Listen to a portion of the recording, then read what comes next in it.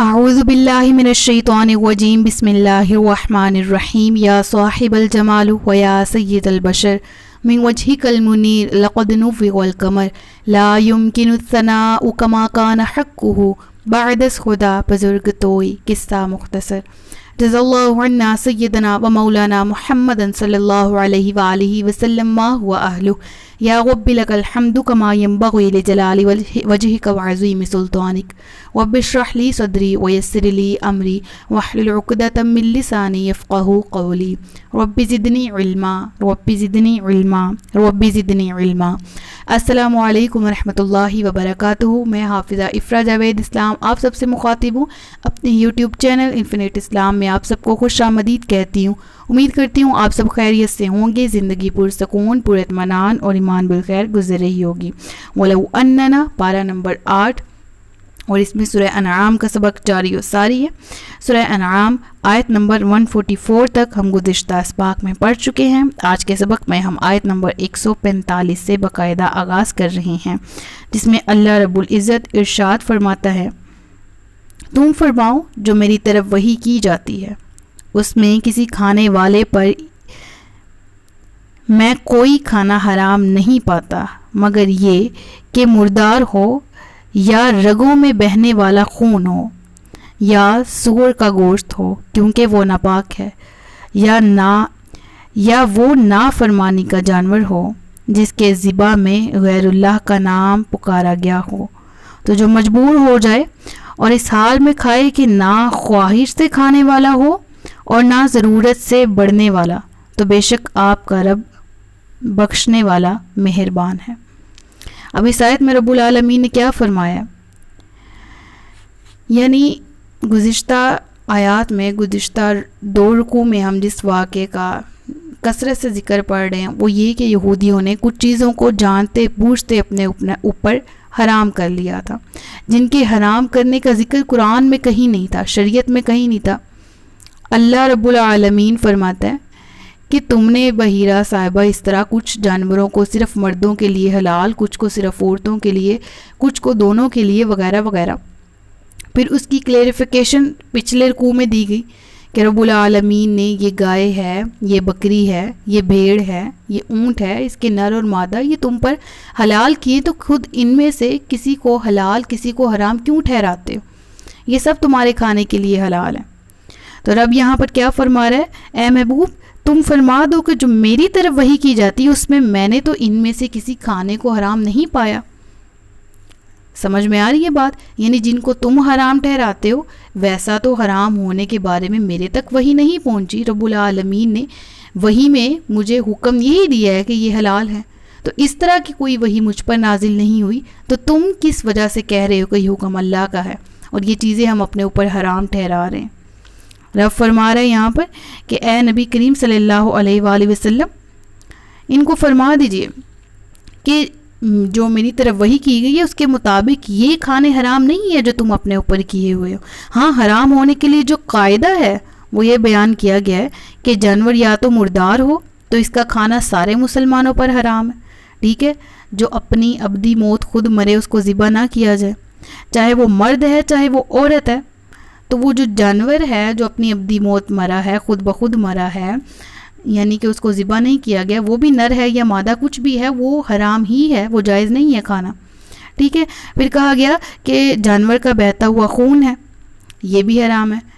اب اس کے بعد کیا کہا گیا کہ سور کا گوشت، کیونکہ سور کا گوشت جو ہے وہ نجس العین ہے۔ دیکھیں ایک چیز ذہن میں رکھیں، ایک مسئلہ جو ہم سورہ مائدہ میں پڑھ کے آ چکے ہیں کہ اگر بکری ہے وہ اپنی موت مر جاتی ہے، اس کو ذبح نہیں کیا گیا، تو وہ بکری تو حرام ہو گئی کھانے میں، لیکن اس کے سینگ وغیرہ، اس کی کھال وغیرہ استعمال کی جا سکتی ہے کپڑے بنانے میں، یا سینگ وغیرہ کنگے یا اس طرح کی چیزیں بنانے میں، ٹھیک ہے؟ لیکن سور کا گوشت ایسا نجس العین یعنی اتنا ناپاک ہے جس کو یوز میں لانے سے بھی رب العالمین نے منع فرمایا، یعنی کہ اس کے گوشت کو، اس کی ہڈیوں کو، اس کی کھال کو بھی مسلمان یوز نہیں کر سکتے، نہ کھانے میں نہ استعمال میں، ٹھیک ہے؟ تو رب فرما رہا ہے کہ یہ سور جو ہے یہ بھی خبیث ہے، اور رب العالمین نے پھر آخر میں کیا فرمایا، وہ جانور ٹھیک ہے، جس کو رب کا نام لے کر جب تم نے ذبح کیا تھا تو رب کا نام لیے بغیر اس کو ذبح کیا تھا، ٹھیک ہے، غیر اللہ کے نام پر اس کو ذبح کیا گیا، بوقت ذبح اس پر اللہ کا نام نہیں پڑا، جیسے کہ ہم نے 2 رکوع پہلے اس چیز کا ذکر پڑا تھا۔ وہ کیا تھا کہ وہ بتوں کے لیے جانور وقف کر دیتے اور کچھ حصہ مخصوص کر لیتے تھے جن کو بتوں کے جا کے مندروں پر وہیں پر ہی ذبح کرتے اور وہ خدام ہی اس کا گوشت کھاتے۔ تو پھر منع کیا گیا کہ ایسے جانور کو بھی تم ذبح نہ کرو، اللہ کے نام پر جانور ذبح کرو، بوقت ذبح تکبیر پڑھو، اور پھر وہ جانور تمہارے لیے حلال ہوتا ہے اگر وہ بذات خود بھی حلال جانور ہو۔ ایسا نہیں ہے کہ سور کو ذبح کرتے وقت تکبیر پڑھو تو سور حلال ہو جائے، بالکل بھی ایسا نہیں ہے، ٹھیک ہے، اور بالکل بھی ایسا نہیں ہے کہ گدھے کو ذبح کرتے وقت تکبیر پڑھ لیجئے۔ جو جانور بذات خود حلال ہو اور اس کو حلال میتھڈ سے حلال طریقے سے ذبح کیا گیا ہو وہ حلال ہو جاتے ہیں، جس کی ڈیٹیل سورہ مائدہ میں ہم نے ڈیٹیل میں پڑھ لی ہے۔ تو اس واقعے کا یہاں پر ذکر کیا گیا جو یہ ناجائز طور پر اپنے لیے حلال اور حرام کو مقرر کر لیتے تھے، تو رب العالمین نے اس سے ان کو منع فرمایا ہے۔ اگلی آیت پڑھتے ہیں، آیت نمبر 146، جس میں اللہ رب العزت ارشاد فرماتا ہے، اس کا کچھ حصہ پیچھے سے پڑھ لیتے ہیں۔ اچھا، اس چیز میں وہ جو آپ کو ایک اور پوائنٹ کلیئر کرنا تھا وہ یہ تھا کہ فَمَنِ اضْطُرَّ غَيْرَ بَاغٍ وَلَا عَادٍ، ہاں پس جو مجبور ہو، ٹھیک ہے، نہ وہ خوشی سے کھائے اور نہ وہ پیٹ بھر کے کھائے، ٹھیک ہے، مجبوری کی حالت میں کھائے تو اس کو جائز ہے۔ یعنی اللہ تبارک و تعالیٰ نے حرام کر دیے جانور، حرام کر دیا بہتا ہوا خون، ٹھیک ہے، ان چیزوں کو حرام تو کر دیا جن کا ذکر اس آیت میں۔ پھر اب فرماتا ہے کہ ہاں جو کوئی مجبور ہو، یعنی جان جانے کا اندیشہ ہے، تو اس صورت میں وہ کیا کرے گا، کچھ حصہ لے لے گا، ٹھیک ہے، تھوڑا سا کھا لے گا کہ اس کی جان بچ جائے، نہ وہ خوشی سے کھائے اس کو اور نہ خوب سیر ہو کر کھائے، ٹھیک ہے، فَمَنِ اضْطُرَّ غَيْرَ بَاغٍ وَلَا عَادٍ، ٹھیک ہے، نہ حد سے بڑھے اور نہ خوشی سے کھائے، تو اس صورت میں اس کو اس کا کھانا جائز ہے، ٹھیک ہے۔ اب اگلی آیت ہے، اور عَلَى الَّذِينَ هَادُوا حَرَّمْنَا كُلَّ ذِي ظُفُرٍ، کیا فرمایا گیا، ہم نے یہودیوں پر ہر ناخن والا جانور حرام کر دیا اور ہم نے ان پر گائے اور بکری کی چربی حرام کر دی سوائے اس چربی کے جو ان کی پیٹھ کے ساتھ یا انتڑیوں سے لگی ہو یا جو چربی ہڈی سے ملی ہوئی ہو، ہم نے یہ ان کی سرکشی کا بدلہ دیا، بے شک ہم ضرور سچے ہیں۔ پھر اگر وہ تمہیں جھٹلائیں تو تم فرما دو کہ تمہارا رب وسیع رحمت والا ہے اور اس کا عذاب مجرموں پر سے نہیں ٹالا جاتا۔ اب یہاں پر جو ناخن سے کیا مراد ہے، یہاں پر فنگرز مراد ہیں، ٹھیک ہے، یعنی انگلیاں مراد ہیں۔ یہاں ناخن سے مراد انگلی ہے، خواہ وہ انگلیاں بیچ میں سے الگ الگ ہوں یا وہ برابر کی جڑی ہوئی ہوں۔ جیسے جڑی ہوئی انگلیاں کس کی ہوتی ہیں، ہم اکثر دیکھیں گے تو جڑی ہوئی انگلیوں سے مراد ہوتا ہے چاہے وہ کھر کی صورت میں ہو، ٹھیک ہے، جیسے اونٹ ہوتا ہے اس کے کھر ہوتے ہیں، بطخ ہے اس کی بھی فنگرز آپس میں ملی ہوئی ہوتی ہیں، ٹھیک ہے، شتر مرغ ہے وغیرہ، یا پھر کہا گیا چاہے وہ الگ الگ ہوں، ٹھیک ہے، جیسے کتا ہے یا درندے ہیں دیگر، ٹھیک ہے۔ تو کیا فرمایا گیا، بعض مفسرین کہتے ہیں کہ یہاں پر بطور خاص شتر مرغ، بطخ اور اونٹ مراد لیے گئے ہیں۔ تو کیا کہا گیا کہ ہم نے حرام کر دیا۔ اب ذہن میں سوال اٹھتا ہے کیوں حرام کیوں کیے گئے، یعنی اس کے پیچھے لوجک کیا ہے۔ دیکھیں وہ خود سے حلال اور حرام میں پڑ گئے تھے نا، یعنی جو سمپل چیزیں ان کو اپنے اوپر مشکل کر کے مسلط کرنا، تو یہ واقعہ انہوں نے یاد کریں، ہم سورۃ البقرہ میں پڑھ بھی لیا ہے، گائے والا واقعہ۔ انہیں سمپل کہا گیا تھا گائے ذبح کر دو، لیکن جان بوجھ کے ٹیڑھے پن تلاش کیے، اس میں جان بوجھ کے سوالات زیادہ کیے تو مشکل میں پھنس گئے، تو سزا کے طور پہ کیا ہوا کہ وہ مشکل بڑھتی گئی، اس کا رنگ یہ ہو، اچھا پھر پوچھا جی جوان ہو کہ بچیا ہو، جی کہا اتنی ہو، پھر کہا گیا ہاں جی یہ بتا دیں ابھی تک ہم صحیح اندازہ نہیں لگا پائے وہ گائے کیسی ہو، تو اب مجھے مزید بتائیں وغیرہ وغیرہ، تو مشکل انہوں نے اپنے لیے خود کریٹ کی۔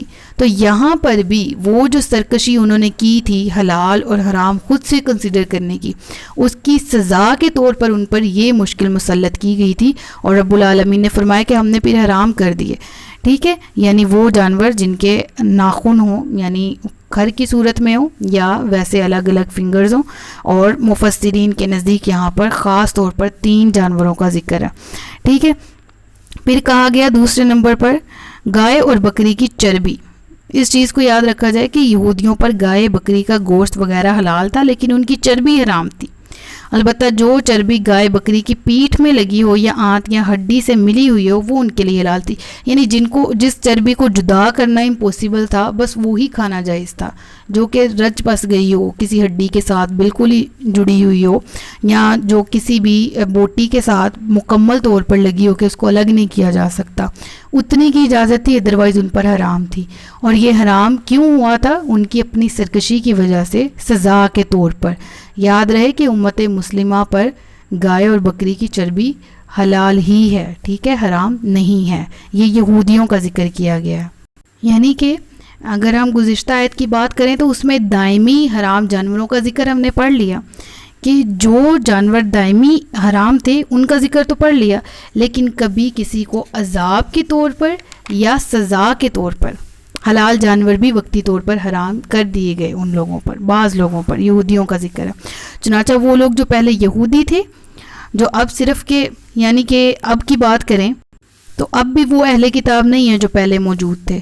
یعنی پہلے اہل کتاب میں عیسائی اور یہودی, وہ جو اصل کتاب کے ماننے والے تھے, وہ جو اللہ کے ماننے والے تھے, اب تو ان میں سے بھی بہت سارے ایتھیسٹ بن چکے ہیں. ٹھیک ہے. تو ان کے بارے میں ذکر کیا گیا جو اس وقت کے یہودی تھے. کہا گیا کہ ہم نے ان پر جو جانور حلال تھے ان کی اپنی سرکشی کی وجہ سے, جس طرح میں نے آیت کے آغاز میں بھی بتایا کہ وہ حلال جانور جو کہ عام طور پر حلال تھے سب کھاتے تھے, بعض لوگوں پر بعض حلال جانور اللہ کی طرف سے وقتی طور پر بھی حرام کر دیے گئے. پھر کیا کیا گیا؟ چربی کا ذکر بھی ہم نے پڑھ لیا. ان پر جو جانوروں کی ہر قسم کی چربی حرام تھی سوائے 3 قسم کی چربیوں کی. ایک پیٹھ کی چربی, دوسری آنتیں اور یا جو آنتوں کی چربی ہوتی, تیسری یہ کہ جو ہڈیوں کی جس کو مینک کہا جاتا ہے, ٹھیک ہے, یعنی جو ہڈیوں پر لگی ہوئی چربی ہوتی. یہ 3 چربیاں حلال تھی, باقی تمام چربیاں حرام تھیں ان پر. ٹھیک ہے. اور وجہ کیا تھی ان کی؟ یعنی ان کی تحریم کی وجہ یہ تھی, ان کو حرام کر دینے کی وجہ یہ تھی کہ وہ سرکشی کرنے والے تھے, بغاوت کرنے والے تھے, انبیاء کو ناحق قتل کرتے تھے, لوگوں کے مال کو ناجائز طور پر کھا لینا, ہڑپ کر لینا, دبا لینا, رشوتیں لے کر اللہ کے احکامات کو بدل دینا وغیرہ. ٹھیک ہے. تو رب فرماتا ہے کہ اگر اب بھی آپ کا انکار کرتے ہیں, اب بھی یہ دین اسلام کی پیروی نہیں کرتے, اب بھی یہ اپنے مقرر کردہ حرام کو ہی حرام کہتے, اللہ کے احکامات کو نہیں مانتے, فَإِن كَذَّبُوكَ فَقُلْ رَبُّكُمْ ذُو رَحْمَةٍ وَاسِعَةٍ. پھر اگر وہ تمہیں جھٹلائیں تو تم فرما دو کہ تمہارا رب وسیع ہے, رحمت والا ہے, اور اس کا عذاب مجرموں پر سے ٹالا نہیں جا سکتا. یعنی اللہ رب العالمین کا عذاب جو ڈیلے ہوتا ہے نا, اس کے پیچھے ہر بار حکمت ہی ہوتی ہے. اور بلا شبہ ہم جیسے گناہ گار لوگوں کی بھی جو پکڑ نہیں ہو رہی, حکمت کیا ہے؟ حکمت یہ ہے کہ اللہ تبارک و تعالیٰ مہلت دیتا ہے کہ گناہ گار پلٹ آئیں, توبہ کر لیں. اور حکمت کی دوسری وجہ یہ بھی ہوتی ہے کہ جس کے بارے میں قرآن کریم میں ارشاد ہوا, منافقین کا ذکر جب سورہ بقرہ میں ہوا, اللہ فرماتا ہے کہ اللہ ان کو ڈیل دے دیتا ہے اور وہ بھٹکتے رہتے ہیں اپنے ڈیل میں. یعنی پھر چھوڑ دیتا ہے اللہ ایسے لوگوں کو ان کے حال پہ کہ جتنی عمر زیادہ ہو اتنے گناہ زیادہ ہوں اور اتنی پکڑ سکت ہو. استغفر اللہ. پھر اگلی آیت پڑھتے ہیں. اگلی آیت میں ذکر ہے, اب مشرک کہیں گے کہ اگر اللہ چاہتا تو ہم شرک نہ کرتے, اور نہ ہی ہمارے باپ دادا, اور نہ ہی ہم کسی چیز کو حرام قرار دیتے. ان سے پہلے لوگوں نے بھی ایسے ہی جھٹلایا تھا یہاں تک کہ ہمارا عذاب چکھا. تم فرماؤ کہ تمہارے پاس کوئی علم ہے تو اسے ہمارے لیے نکالو, تم تو صرف جھوٹے خیال کے پیروکار ہو, تم تو یوں ہی غلط اندازے لگا رہے ہو. یقین کریں یہاں پر ایک چیز میں آپ کو سمجھانا چاہتی ہوں, تقدیر کا بیان. میں نے اس پر ایک لیکچر بھی بنایا ہوا ہے جو کہ یہیں پر اسلام سے اس پلے لسٹ میں موجود ہے, کہ جب تقدیر کا سمجھ آ جاتا ہے نا تو انسان کی کنفیوژنز دور ہو جاتی ہیں. اور یہ ایسا معاملہ ہے کہ جس کے پیچھے پڑنے سے بھی اسلام میں منع کیا گیا, لیکن یہ اس کے جتنے پزل کرنے والے سوالات ہیں تقدیر کے اباؤٹ, ان کے جواب بھی دیے گئے ہیں اسلام میں. ایسا نہیں ہے کہ اسلام نے بالکل خاموشی اختیار کی. انسان کو بعض جگہوں پر با اختیار بنایا گیا اور بعض مقامات پر با اختیار نہیں بنایا گیا. یہ کہہ دینا کہ انسان بالکل ہی با اختیار ہے, اللہ کے اس میں فیصلوں کا کوئی عمل دخل نہیں ہے, تو یہ بھی تقدیر کے منافی ہے. اور یہ کہہ دینا کہ انسان بالکل مجبور ہے, بے کس ہے, سب کچھ وہ اللہ ہی کی طرف سے ہو رہا ہے, انسان تو بس کر رہا ہے کیونکہ تقدیر میں لکھا ہے, یہ بھی تقدیر کا کنسیپٹ نہیں ہے. دیکھیں اللہ رب العالمین نے انسان کو پیدا کیا, کتنی زندگی ہے, کتنی اولاد ہے, کب نکاح ہوگا, کتنا رزق ملے گا, یہ لکھ دیا, ایسا ہی ہوگا, اور یہ تقدیر مبرم میں آ جاتا ہے, جس کو شارٹ وے میں آپ کو بتا رہی ہوں, ڈیٹیل آپ وہاں سے جا کے سن لیجئے گا لیکچر میں. دوسری چیز یہ ہے کہ اللہ تبارک و تعالی نے جب اپنے نبی پر, اپنے انبیاء پر, جو گزشتہ انبیاء گزرے ہیں ان پر وحی نازل کی, تو کیا مقصد تھا کہ حق بات لوگوں کے سامنے واضح کر دی جائے. پھر یہاں پر اللہ نے بندوں کو اختیار دیا کہ تم اپنے لیے گمراہی چنتے ہو یا ہدایت چنتے ہو. سمجھ میں آ رہی ہے بات؟ یعنی تم ہدایت کو پکڑتے ہو یا گمراہی کو پسند کرتے ہو. اب یہاں اختیار دیا گیا, اور یہی اختیار ہے جس کو استعمال کرنے کا ہر انسان کو حکم ہے کہ وہ اپنے لیے دین اسلام کو بطور دین پسند کرتا ہے یا دوسرے باطل ادیان کو, وہ اپنے لیے گناہ کو پسند کرتا ہے یا نیکی کو. وہ یہ اختیار کرتے ہوئے سب کچھ اللہ پر نہیں ڈال سکتا کہ اللہ نے لکھا تھا تو ہم اس لیے کافر تھے. یہودیوں نے یہی کنسیپٹ اپنا سامنے رکھا نا کہ اگر اللہ چاہتا تو ہم گناہ گار ہوتے ہی نا, اگر اللہ چاہتا تو ہم مسلمان ہوتے, ہمارے باپ دادا بھی. یعنی جو کچھ ہو رہا ہے وہ اللہ کے کرنے سے ہی ہو رہا ہے, بلا شبہ ہر چیز کا فیصلہ اللہ کا ہے. لیکن ایک پوائنٹ کو سمجھ لیں کہ اللہ نے اپنے علم ازلی سے وہ کچھ جان لیا جو بندہ کرنے والا تھا اور اس کو لکھ دیا, اسی کو تقدیر کہا جاتا ہے. آپ کنسیپٹ کلیئر ہے؟ یعنی جو ہم کرنے والے ہیں ہر سٹیپ وہ اللہ تبارک و تعالیٰ نے لکھا ہے. ہم یہ نہیں کہہ سکتے کہ جو اللہ نے لکھا ہے ہم وہی کرنے پر مجبور ہیں.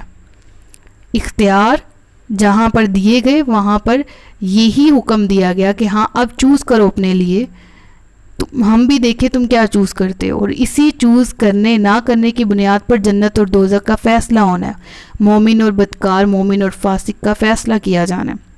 ٹھیک ہے, تو یہودیوں کے بیان کا ذکر ہے یہاں پر کہ ہم نے جو کچھ کیا ہے اور جو کچھ کرتے آ رہے ہیں, جس طرح ہم نے انبیاء کو شہید کیا, جس طرح ہم نے حلال حرام خود سے بنا لیے, جس طرح ہم نے نبی پاک صلی اللہ علیہ وسلم کے دین کو جھٹلایا, قرآن کو جھٹلایا وغیرہ وغیرہ, یہ سب اللہ کی مرضی سے ہوا ہے کہ, اور اس بات کی دلیل بھی ہے کہ وہ ہم سے راضی بھی ہے, کیونکہ ہم تب سے لے کر اب تک کرتے چلتے آ رہے ہیں, اللہ ہم سے راضی بھی ہے.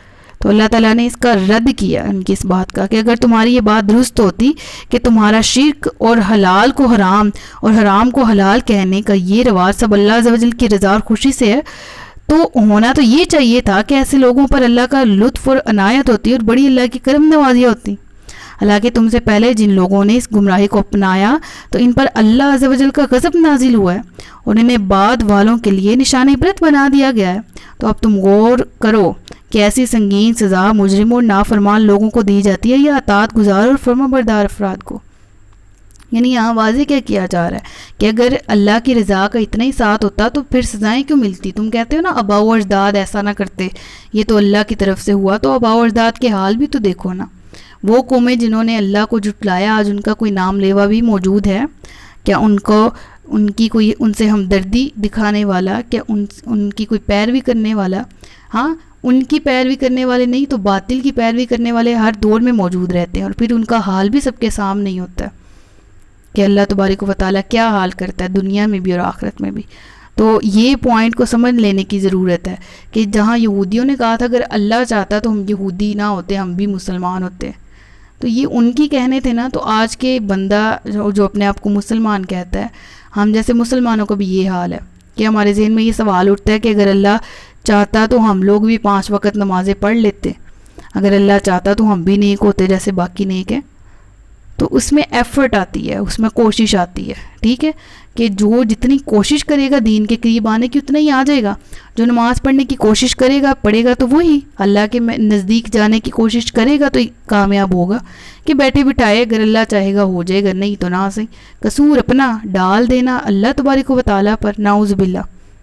ایسا تو نہیں ہے، اللہ تو ظلم سے پاک ہے، اللہ تعالیٰ نے تو سب کے لیے راستے واضح کر دیے ہیں، چلنا نہ چلنا پھر لوگوں کو اختیار دیا گیا. ٹھیک ہے. پھر فرمایا گیا، اگلی آیت پڑھتے ہیں. اگلی آیت میں ذکر ہے کہ پچھلی آیت کا کچھ حصہ رہتا ہے، کل تم فرما دو، تم فرماؤ، تو کامل دلیل اللہ ہی کی ہے، اگر وہ چاہتا تو تم سب کو ہدایت دے دیتا. تم فرماؤ، اپنے وہ گواہ لے آؤ جو گواہی دیں کہ اللہ نے اس چیز کو حرام کیا جسے تم حرام کہتے ہو. پھر اگر وہ گواہی دے بیٹھنے تو اے سننے والے تو اس کے ساتھ گواہی نہ دینا، اور ان لوگوں کی خواہشوں کے پیچھے نہ چلنا جو ہماری آیتوں کو جھٹلاتے ہیں اور جو آخرت پر ایمان نہیں لاتے اور اپنے رب کے برابر ٹھہراتے ہیں، یعنی رب کا شریک ٹھہراتے ہیں. اب یہاں پر کیا ذکر کیا گیا دیکھیں، ان سے اول تو کہا گیا نا. سب سے پہلے آیت نمبر 149 اور 115 دونوں کی تفسیر اکٹھی پڑھ لیتے ہیں کہ رب العالمین فرماتا ہے نا، فَلِلَّهِ الْحُجَّةُ الْبَالِغَةُ وَلَوْ شَاءَ اللَّهُ لَهَدَاكُمْ أَجْمَعِينَ. اللہ تعالیٰ کی حکمت یہ ہے کہ اگر بندے اپنے اختیار سے ایمان لائیں اور اس کے احکام کی تعمیل کریں تو اللہ تبارک و تعالیٰ ایسا ہی ہے کہ وہ جو احکام کی تکمیل کرتا ہے اسی کو ہدایت دیتا ہے، اسی کو ہی ایمان جیسی دولت دیتا ہے. ورنہ اللہ چاہتا تو جبراً ہر ایک کو مسلمان بنا سکتا تھا، لیکن اللہ تعالیٰ کی حکمت میں یہ نہیں ہے. جو ایکسیپٹ کرے گا اپنی مرضی سے کرے گا، حق کو ایکسیپٹ کرنا ہے تو اپنی مرضی سے کرنا ہے. ٹھیک ہے. اور آیت نمبر 150 سے ہمیں کیا پتہ لگتا ہے، ان سے کہا گیا نا کہ اگر تم سچے ہو اپنی باتوں میں تو ذرا گواہ تو لے کے آؤ. تو ان کے پاس تو گواہ ہے نہیں، اور اے نبی یہ پھر جھوٹے گواہ بنا لیں گے کہ ہاں یہ گواہ موجود ہیں جب اللہ نے یہ حکم نازل کیا تھا کہ یہ چیز حرام ہے، یہ حلال ہے، وغیرہ وغیرہ. تو رب فرماتا ہے کہ اے نبی آپ مسلمانوں سے بھی کہہ دیجئے کہ اگر وہ لوگ جھوٹے گواہ لیں تو تم ان کی گواہی میں شریک نہ ہو جانا اور ان کی گواہی کو سننا نہ، یعنی عام الفاظ میں کہہ لیں کہ ان کی یقین نہ کرنا جھوٹی گواہیوں پر. تو کیا پتہ چلتا ہے کہ اس سے معلوم ہوا کہ جھوٹی گواہی بھی حرام ہے اور اس کی تصدیق اور تائید بھی، اور جھوٹے آدمی کی وکالت بھی، کیونکہ گناہ کے کام میں مدد کرنا بھی گناہ ہی آ جاتا ہے. یعنی کوئی جھوٹی گواہی دے رہا ہے تو آپ کہیں جی گواہی تو جھوٹی اس نے دی ہے اور آپ اس کی ہاں میں ہاں ملا دیں تو یہ تو آپ کی طرف سے بھی گناہ ہو گیا نا. تو جھوٹی گواہی کی تصدیق بھی گناہ ہے. تو اس سے بہر صورت ہر حال میں بچا جائے. صدق اللہ العلی العظیم و صدق رسولہ النبی الکریم ونحن علی ذلک من الشاہدین والشاکرین وما علینا الا البلاغ المبین. سچ فرمایا اللہ نے جو عصمت والا ہے. اپنا بہت سا خیال رکھیے گا، مجھے دعاؤں میں یاد رکھیے گا. تاجدار ختم نبوت زندہ باد. پاکستان ہمیشہ زندہ باد. السلام علیکم ورحمۃ اللہ وبرکاتہ.